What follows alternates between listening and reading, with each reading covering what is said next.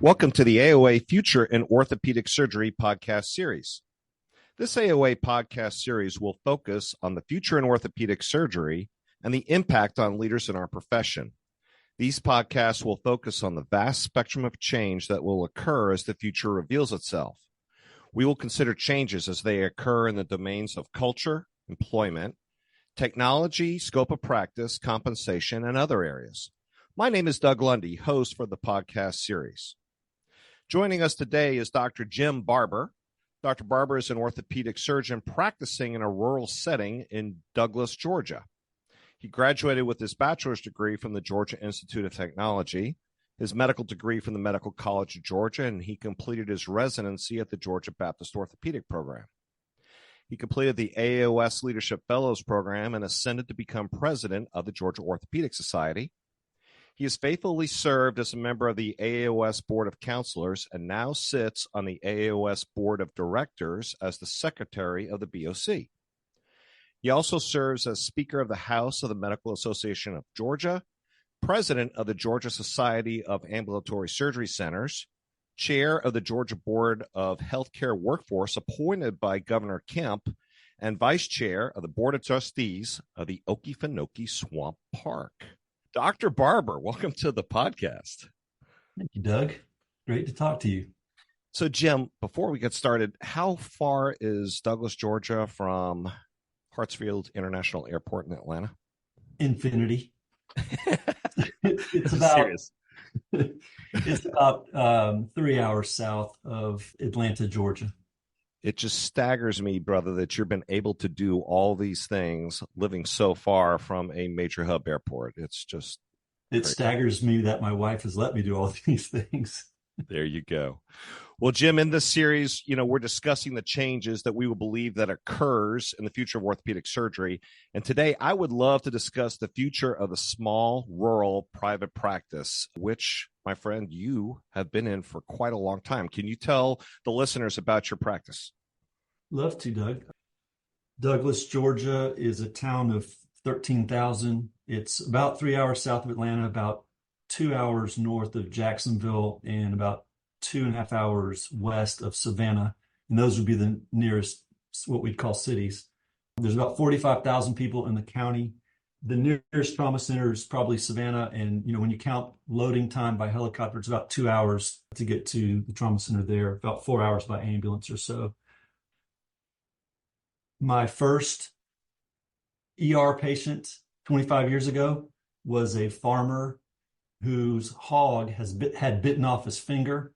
And I went to the ER to see him, and he was adamant that he could go get that finger if I was able to put it back on. And I assured him that no, we just needed to shorten his finger. They're very hard working in this area, and it's rare to meet a patient that I don't know or is a stranger. I get a lot of feedback. Some of that is positive and some of that's negative, but in a small town, you just can't escape it.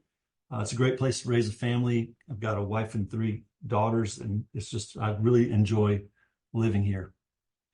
But you're not a small town guy. I mean, you grew up in ATL. You, like I said, you went to Tech. You went to high school in Atlanta. I mean, that's quite a shift, isn't it?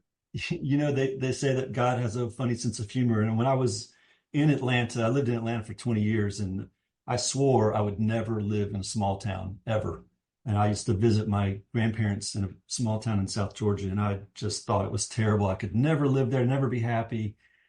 But my best friend in residency came to Douglas the year before. He was a year ahead of me in residency, and he just insisted that I needed to come down and join him. And I thought it'd be great to work with him. So I ended up coming straight to Douglas from residency, and I'm so glad I did. It's just been a great experience, and I'm really thankful that I'm here. I wouldn't want to be anywhere else. So, Jim, this is not a small thing. You have elevated all on your own and in the setting that you practice in up to becoming the secretary of the Board of Counselors, which is a pretty big deal. Well, thank you, Doug. I do want to make it clear that I'm speaking on my own behalf and not on behalf of the AAOS Board of Directors. Of course, and that's fair. Thank you.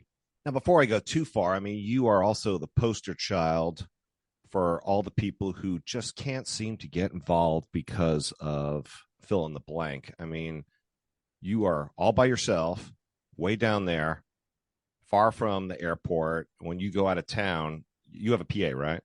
I do. So your PA then is covering your patients, but somehow you've been able to become very involved, obviously extensively there in Georgia, but also on a national level. Well, the reality is around here, most people spend a lot of their time hunting or fishing, and I just don't enjoy either one of those. So I have a lot of free time, and I have a very understanding family, and I just really enjoy serving in organized medicine. It's just a passion and a fun thing for me to do, and I feel really rewarded in giving back that way. But I also am able to keep my head above water by being engaged and involved, and I can see what changes are coming down the pike, so to speak. And so it's just something I really enjoy doing.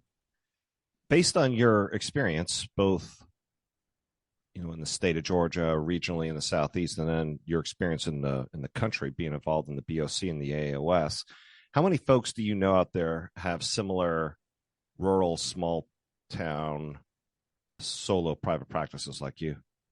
I think there's a lot more than we think. I think we're just not very well organized, but I think that I can see that. we know about the big groups and everything, but we just don't know about the solo guys in rural. But I don't know a number, honestly. I would just suspect that it's more than we think. Well, my point is, when you go to the meeting and when you meet somebody, it's not a total rarity. You meet folks that you go, hey, I do the same thing, and it doesn't seem that uncommon to you. That's right. Is that fair? That's fair. Yeah. So over the past 25, 26 years, you and I finished residency at the same time, so we're dating ourselves. True. And in full disclosure, you and I finished residency together since we were co-residents.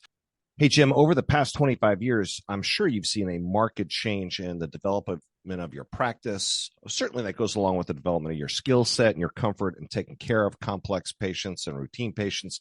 And to your point, by now, a lot of these folks are your neighbors and your friends, which puts a certain twist on it that a lot of the rest of us, like when I was practicing in Atlanta, most of the folks I saw, I never would run into again outside the clinical setting. And you see them all the time at the grocery store and at church and at Friday night football games and all that. Over the period of time, how has your practice changed? How have you seen specifically the solo private practice in rural America change? Well, one thing that hasn't changed is my income. I've made about the same every year for the last 25 years, but I certainly have worked harder. And I'm sure that all of the listeners would feel the same way about that. But I know for a fact that I'm seeing twice as many patients now as when I started. I think in many ways, the burdens have gotten more difficult with dealing with insurance companies and the bureaucracy of practicing medicine. I think maybe in some ways it's gotten a little bit better. I think I really am not a very big fan of the EMR, but I have to admit in some ways that's made it easier to practice. I think the biggest problem is just it seems like it takes a larger and larger team to get through the practice of medicine now, and we just don't have those type of teams in my area. Specifically, how do you think that impacts you more than if you had like a half a dozen partners with you? I'm really jealous of those guys. I think, I would love to have a CEO and a CFO and a CAO and an HR department and marketing department. I'd love to have all of those things working with me. And those are the things I don't have. And I just have to do more jobs, wear more hats. I put more responsibility on my office manager and others. And so that's just gotten harder over the years with the increasing complexity of practicing. How many staff do you have? I have 13 staff. Okay. So I'm sure with the past 25 years, you have a trajectory. I mean, you can see where this is heading. What is your predictions of where solo rural private practice is headed in the next, pick it, brother, 5, 10, whatever you're comfortable with? Honestly, I'm not sure. I really don't know for certain. I'm optimistic that at least in Georgia, I don't know about the other states, but in Georgia, the legislature has put a real tremendous emphasis on rural healthcare.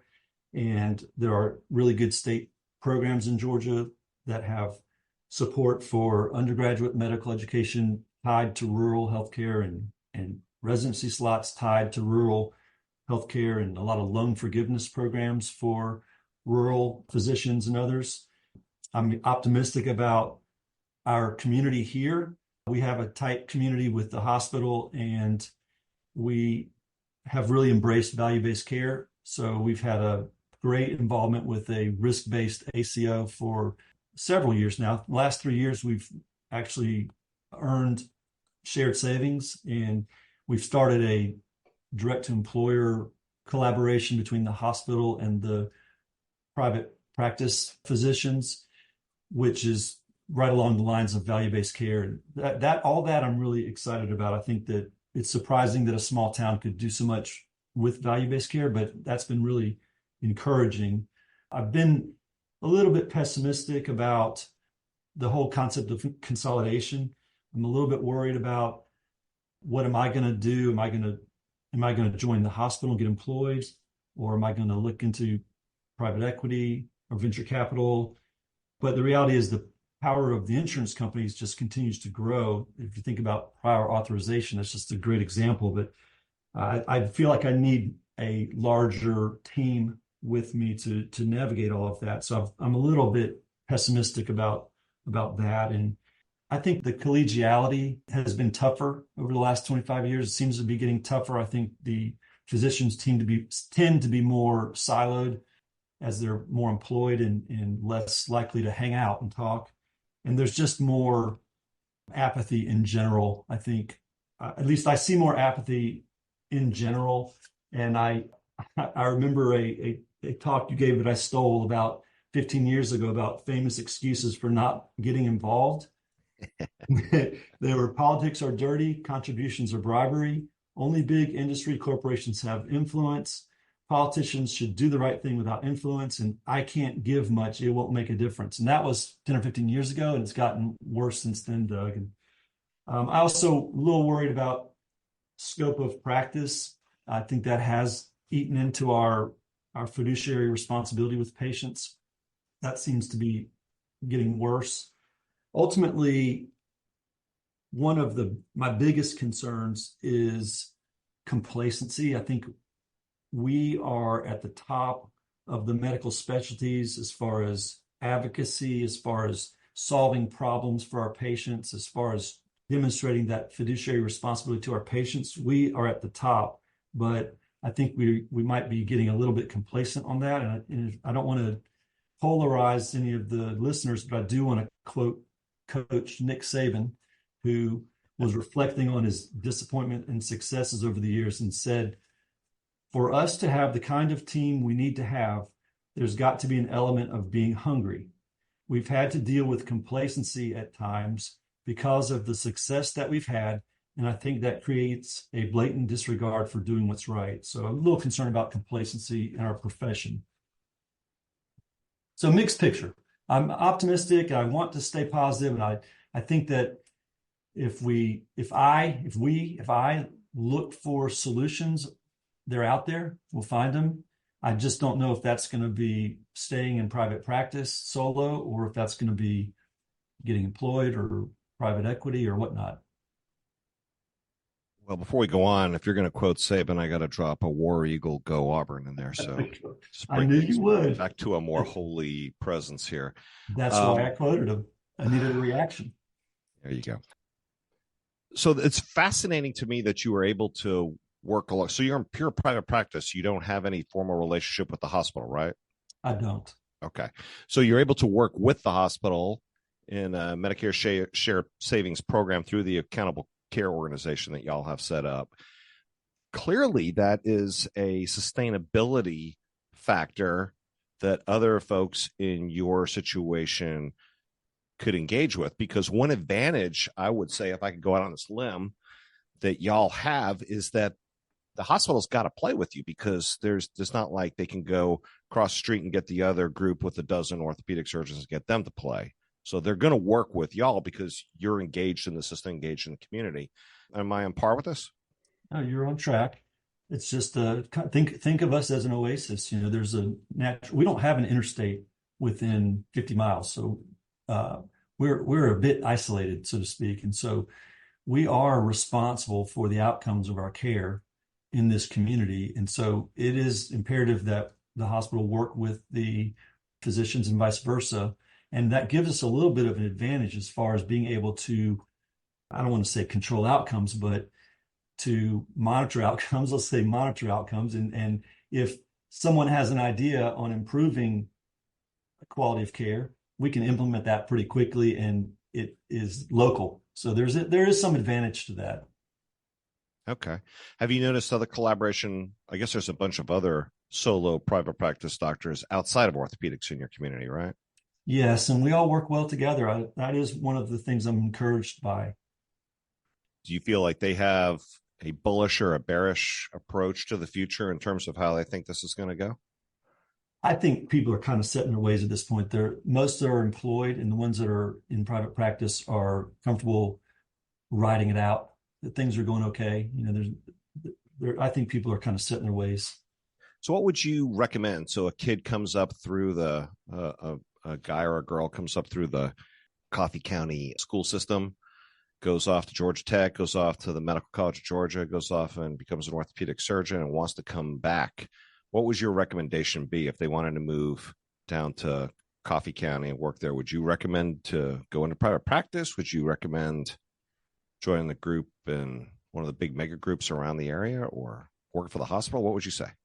That's a great question. And I think that you basically have to know yourself and what conditions you work best in. And I think there are people that are well equipped and ready to be an employee, and they need an employed scenario. And I don't think they would work well in a private practice type practice. Are there others that really want to be able to control the way that they treat patients in terms of how they interact with patients, the types of patients they see, and the services that they offer? And I think to have that level of control, you really need to be in private practice. That is one of the things that keeps me going, is if I see a deficit or in how we're treating patients, I can fix that day or that week pretty easily, and basically, solve problems very quickly when we see them. And that is something that's been really nice as far as being in private practice. But I also know plenty of colleagues that are very comfortable in a more of an employed role, and that suits them well. And I don't think they would really like the management type role that is required in private practice, in a small private practice, let's say that. I don't really think there's a tremendous difference, honestly, Doug, between rural and metro as far as the employment style, whether that's employed or academic or private practice. I think that those scenarios are the same, at least in my limited viewpoint. I think those scenarios are all the same throughout. I think people need to know what style they want to work in and where they want to live. I think that's the two big issues there. I think it's important to point out that your viewpoint is not limited. You know a lot of folks, and you've done a lot of things. Well, okay, maybe. Now, an interesting aside here is you own your own surgery center, right? I sure do.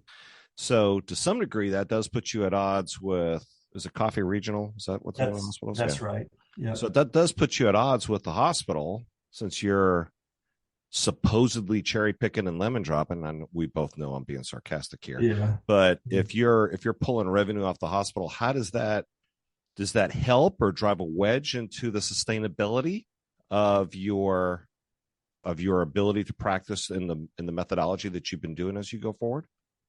That's a great question and complex. And I would say that, I didn't want to build a surgery center, but I felt like I had to, because patients needed a more economical option for getting things done.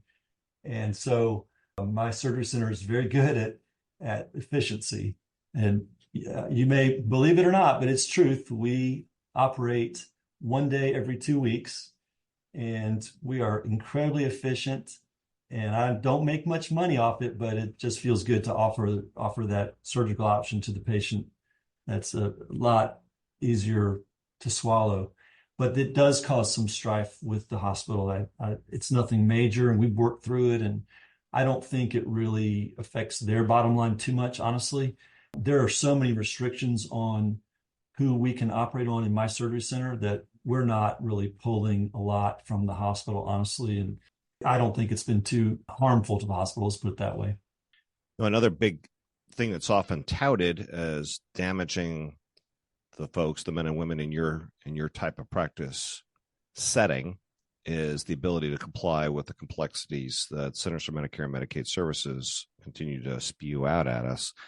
Yet it seems that you found a sweet spot with working alongside Coffee Regional in order to get this done through the Accountable Care Organization and other things. Do you feel that your ability to comply and be compliant with federal and state mandates has been made easier because of, even though you're remaining solo and private practice, the collaboration with the hospitals enabling you to get by and sustain that further? Honestly, I wouldn't say it had much to do with the hospital. I would tell you, though, Doug, that the key there has been getting involved with organizations like my state ASC organization, like my state Orthopaedic Society, even my state medical association, obviously AAOS and through BOC and whatnot. I think being involved with those things has really given me so much more than I put into it in terms of knowing what's coming, what we need to comply with, how do we do it. It's just so nice to go to meetings like that and find someone who's already solved the problem that I have so that I don't have to recreate the wheel. So I think it's more being involved. That's really been the key to keeping my head above water with the regulations. And how difficult has contracting with the insurance carriers been for you? Is impossible a word I could use here? So it's just very difficult. As you can imagine, I pay top dollar for implants. There's probably nobody that pays more than me. And that really impacts the cases I can do. I'm just low volume. I'm a low volume guy. So that's an example of a negative of being solo. And the same goes with contracting. Thankfully, there is a very vibrant and active Independent Physicians Association, IPA, that I'm a member of, that helps so much with the contracting. And so we come together. We've got about 600 physicians in the IPA, and that does help a lot with dealing with insurance companies. But we have the same nightmares that I'm sure everybody has with denials and recoupments and things that just make me just really upset. So I know the insurance commissioner on a first name basis, and I do not hesitate to give the insurance commission phone number to patients. We have a problem. We have it printed out on a piece of paper. Here's the insurance commissioner's office. Give them a call. Tell them what's going on. So it's been a challenge, but I suspect that that's been a challenge everywhere, honestly. Administration of your group, you said you have 13 FTE staff, right? Correct. All right. And these folks live in South Georgia, probably were born and raised in South Georgia, and have family connections and social connections throughout the area there. Yep. I would think, if I had to guess, that you could really leverage that to make yourself pretty valuable in the community, especially if you gain the loyalty and the vision of the staff. You cast the vision that they could buy into of what your practice could be. That's got to go a long way in terms of maintaining the sustainability of your practice. And, in many ways, I think many of us want you and your people, your colleagues, to survive this. We kind of love the idea of the solo person out there. What are your thoughts? Well, first of all, I appreciate that. So, I think I don't do a good enough job with exactly what you're describing. And I think that, frankly, I don't think any of us do a good enough job. I think the reality is, if you look at teachers, they teach students, they have a very powerful advocacy source with students and parents when they have a problem. And we have an equal, maybe even greater advocacy source, our patients. If we were able to communicate with them better about our problems and why it's a problem for the patient and the doctor, those patients could be such powerful advocates for things like prior authorization and whatnot. But I just don't do that. I don't know why I don't do it. I just feel a little bit awkward about spending time during an E&M talking about political things, but I do think that we could do better with motivating our patients to be our advocates with insurance issues, with bureaucracy issues, all of those things. I'm a little surprised at your EMR discussions. I mean, you did go to Georgia Tech. Let me remind you of that. That is one of the best engineering schools around, yet you say you struggle with the EMR and you just recently got it. I'm surprised you haven't made your own EMR. But obviously, this is a point of the sustainability of your practice into the future. So how has the EMR affected your practice? How do you think it will change things going on? And will it help you sustain this? Or will this be one of the nails that destroys solo rural private practice surgery? That's a good question too, Doug. So my undergraduate degree was computer science, and that kind of tainted me for 20 years or so. I just couldn't find an EMR that I could live with, just because they all sucked, so it took me a long, long time. And eventually I got my arm twisted so hard. Hey, you got to have an EMR. We've got to integrate your EMR with our ACO, et cetera. So I did a little shopping and I found one, and I'm not going to tell you which one it is. I like it. I don't like it. It's a love-hate thing. I'll tell you one thing that recently I remember. It used to be, Doug, did you ever have paper charts ever? Oh, yeah.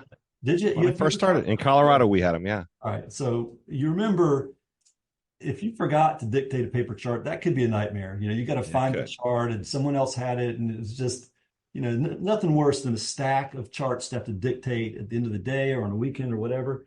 And the one thing for sure that the EMR has done for me is I get all my stuff done while the patient's there. And many times I immediately print the note out for them. Here's your note for today. And that truly is a benefit. And I realize that I'm the last orthopedic surgeon on the planet to acknowledge this. But I'm just telling you, it took a lot of therapy after all those years and seeing how awful the EMRs are. The simple fact is they need to allow a lot more customization of the user interface in the EMR. That's the number one problem. Is I know what I want to see on that screen, and they should let me choose what I want to see on that screen. And nobody can do that for me, but that's the biggest problem. As far as, the bigger question, overall, is EMR specifically a negative or positive? It's a positive. I mean, it's positive for our billing. It's positive for my notes. It's positive for the patient. It's a pain in the butt to deal with. And, it just makes me frustrated when I can't fix the clickies. Why do I have to click so many times? This should be on the page that I'm looking at, et cetera. But overall, it's a positive. And I don't think the EMR is necessarily going to cause me to change my practice style or give up private practice. It is expensive, though, Doug. I mean, the EMR is pricey when you're solo and you're paying full freight for the EMR and you're not distributing that over a bunch of partners. There's a lot of expense to that. And at the end of the day, thank goodness money is not that important. And I don't mind, necessarily making a little less if life is easier, but there is a large cost to it. I understand. The hospital couldn't work with you in terms of Sure, if I would just get employed, all I had to do is sign the contract, and all that would be no problem. And honestly, I don't know what I'm going to do. I'm being honest with you. I've thought about it. I've actually talked to them a little bit, and I've also started reaching out to some PE people, and I'm nowhere close to making a decision or anything, but that is one of the advantages of getting employed or PE is a lot of that stuff is taken care of for you. But I have employed colleagues that just love to gripe about their particular EMR, and they have no control over it. And if tomorrow I decided that I hated my EMR, I could change it tomorrow. That would not be a big deal, other than the cost, of course. Right. Yeah. All right, then. So with all we've talked about, what else is impacting the future of the solo private practice rural orthopedic surgeon?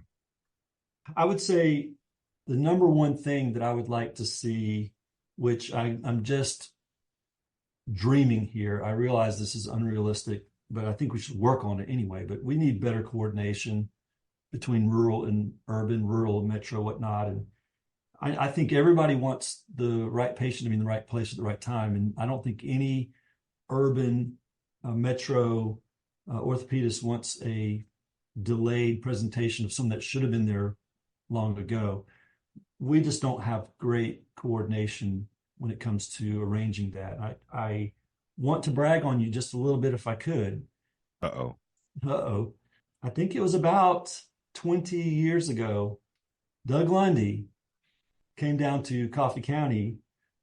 You were paid. We did pay you to come to Coffee County, but my partner and I went out of town, and you took over the practice for a week, and you took the call, and you went to the OR, and you handled a week's worth of Coffee County orthopedics.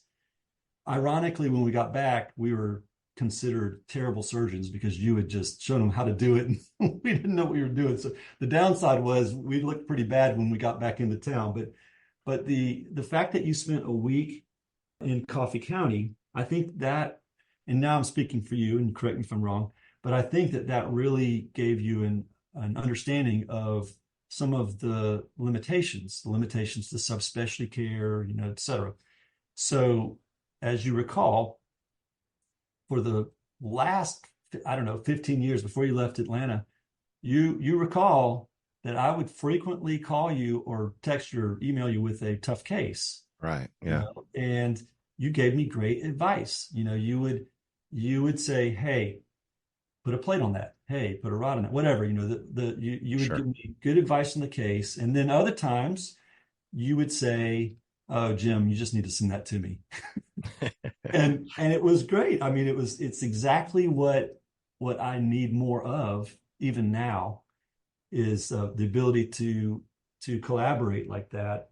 But there's just no payment mechanism for that, really. You were just being nice. You were just being a friend, And so that kind of ties in with the second thing I'd like to see, and that is the dreaded telemedicine, which is so overhyped. Again, computer science, I'm just a Luddite with all that. But telemedicine has a lot of potential, but the huge mistake is it should never have been or should be doctor to patient. Telemedicine should be doctor to doctor, doctor to mid-level, specialist to generalist, whatever. But in terms of a force multiplier, in terms of in your case, you educating me or you giving me advice, it's very quick for you to say, hey, you need to send that to Atlanta, or, oh, you can do that, just put a plate on it. And that right. we need telemedicine doc to doc, and we need a funding mechanism so that it's sustainable. It's not that we're not asking favors for that. That would really, really help rural orthopedics. I think if we could really work on a better coordination in telemedicine. There's an interesting company that exhibited at the last AAOS meeting that I've talked to very briefly. I don't know much about them, can't vouch for them, but the company is called InHealth, and they do locums in rural areas. And that's another interesting concept of guys bringing in orthopedic surgeons to a rural area for a period of time and kind of fulfilling the needs there for that time. So interesting. I'm going to look more into that, and I don't know a lot about them, but that's another interesting solution. But, I do think the fact that you spent a week in Coffee County was amazing. And I would love to force every AOS member to have to do 1 week a year or something like that, almost like a missions project, in a rural area. I think that would be amazing. In true fairness, I was a trauma fellow at the time I went down there. I was in the middle of my fellowship. So you made us I appreciate your kind words. It was awesome, though. Well, thank you. And to your point, though, it was a very interesting and enlightening experience that you were out on your own island there. There was nobody else to call if you needed help or if you got in trouble. And anything else that you would say that is impacting the future of the folks in your setting? I don't think so. I think we share a lot. I think we just have, I know everyone loves to say they have the sickest patients, but we do have really sick patients. We have the number one group of smokers is rural males, and we have right. A lot of diabetes, a lot of obesity, a lot of hypertension, a lot of things that lead to worse outcomes. We have a real problem is the social determinants of health, SDOH, the things like transportation, for instance, don't have a car, don't have gas for the car, can't go to Atlanta or Savannah, and then we're stuck with it. So there's a lot of things like that that I think are general problems, but I think everyone feels like they have tough cases. So overall, if you had to assess the future in terms of your setting, is it positive? Is it negative? How much? I'm not going to let you stay on the midline. You got to go one way or the other. Which way? I was going to ask you, do I have to commit? You could stay on midline if you want. Where do you think it is? Well, you're the one living it. I think that I saw a recent study that showed that rural orthopedic surgeons are much older in general, on average, than metro ortho, and that's a worry. Right. The trend is toward less orthopedic surgeons in rural areas. It was 77% metro in 2000 and 93% metro in 2019. Wow. And there are 93% of U.S. counties have no orthopedic surgeon. 93%? 93%. That's from JAOS 2022.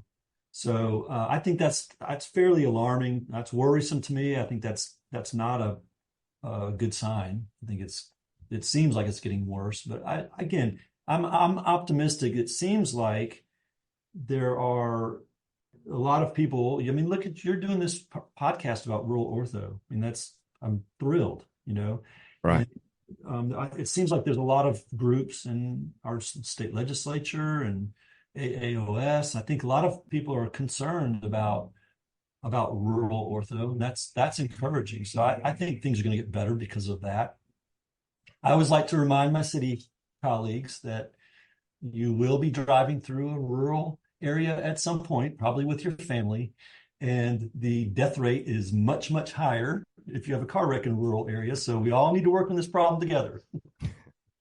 All right. Anything else you'd like to add, my friend? I've really enjoyed talking to you, and I've enjoyed your friendship and your leadership, and thank you for paying attention to rural ortho. Yeah, man. All right. It's been my pleasure to spend this time discussing the future of orthopedic surgery in terms of the solo practice rural orthopedic surgeon with Dr. Jim Barber. Dr. Barber's obviously been quite successful in his career, both organizationally and in his local practice and setting there. And Jim, thank you so much for spending this time with us. Doug, I loved it. Miss seeing you. Thank you very much. I miss you too, buddy. All right. And so y'all stay in touch as we continue through this podcast series with the different settings and the different aspects in terms of how is the future going to be defined in orthopedic surgery. Stay tuned.